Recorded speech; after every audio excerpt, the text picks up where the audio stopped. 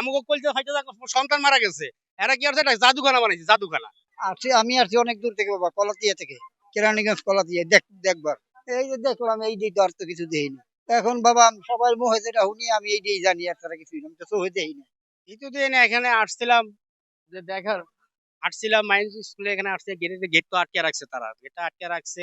আটকে রাইখা তারা ভিতরে পুলিশ দিয়ে আটকে রাখছে, এর না আমরা যাইতে দিতেছে না ভিতরে। আর আমরা যেহেতু জিনিসটা দেখতে আসছিলি, যে ঘটনা কি হয়েছে, কি পর্যায়ে এতগুলা বাচ্চা কেন মারা গেল, কিভাবে ঘটনা হইতে পারে। এতে দেখলাম যে মাঝখান দিয়া ওই প্লেনটা দেখা হয়তো ঢুকে গেছে, একটা ভেঙে গেছে, পিছন দিয়ে ভেঙে গেছে গা। আবার দেখা যাচ্ছে যে সিঁড়ির মাঝখানে, মানে একটা মানে মেন যে সিঁড়িটা, ওই সিঁড়িটার নিচে দুর্ঘটনাটা, ওই সিটের নিচেই দুর্ঘটনা। আর এই দুর্ঘটনায় বাচ্চাগুলা বেশি ক্ষতিগ্রস্ত হয়েছে। আর এইখান থেকে আমরা এই পুরাপুরি যে ইয়েগুলো, পেট্রোলের গন্ধগুলো পাইতেছি, এই পরিস্থিতি দেখতেছে। আর এই ছাড়া তো কিছু আর দেখা যাইতেছে না। বাইরে থেকে কতটুকু, গেটটা তো আটকে রাখছে।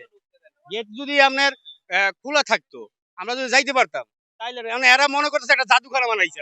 আমাকে কইতে হয়তো সন্তান মারা গেছে, এরা কি করছে, একটা জাদুখানা বানাইছে, জাদুখানা। রাতে সরাই যেটি গুজব কথা।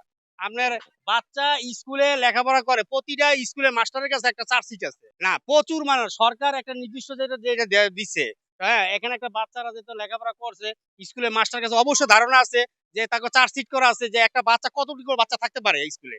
এখন এই নামগুলো সম্পূর্ণ শনাক্ত করলে, এই সিটগুলো টান দিলে, সিরিয়ালগুলো টান দিলে তো বোঝা যাবে যে এখানে কয়শো বাচ্চা লেখাপড়া করতো। এখন কতজন বাচ্চা যে মারা গেছে, কত হসপিটাল আছে, এখন পর্যন্ত নির্দিষ্ট মানে একটা যে সীমা দিতে পারতেছে না, যে বাচ্চা কতজন মারা গেছে এই জায়গায়। এখানে আমাদের যে আমরা টিভিতে দেখতেছি, আমাদের সাংবাদিকরা যে বলতেছেন, এই যে আপনার এই 19 জন দেখতেছে, আজকে মতো 31 জন বাচ্চা মারা গেছে, কিন্তু এইভাবে শোনাশুনি শুনতেছি। যেটা দেখছি ভিডিওতে, হেলিকপ্টার দিয়ে অনেক লোক নেওয়া হয়েছে। এখন ওগুলো কোথায় নেওয়া হয়েছে সেটা তো আমি জানি না, হসপিটালে নেওয়া হয়েছে কিনা। আমি এই বিষয়ে সঠিক তদন্ত চাই। আমরা সবাই ঢাকা মেডিকেল থেকে আসছি, আমরা বলতেছি ঢাকা মেডিকেলে কোনো লাশ নেই, আছে বার্ন ইনস্টিটিউটে। ঠিক আছে, কারণ ঢাকা মেডিকেলে বার্ন ইনস্টিটিউট বুঝতে হবে আপনাকে। ঠিক আছে, বার্ন ইনস্টিটিউটে বার্ন ইনস্টিটিউটে কয়জন মানে নিখোঁজ এরকম পরিবার আছে বলেন? এটা জানি না। এটা জানেন না, এখানে এসে লাফাচ্ছেন।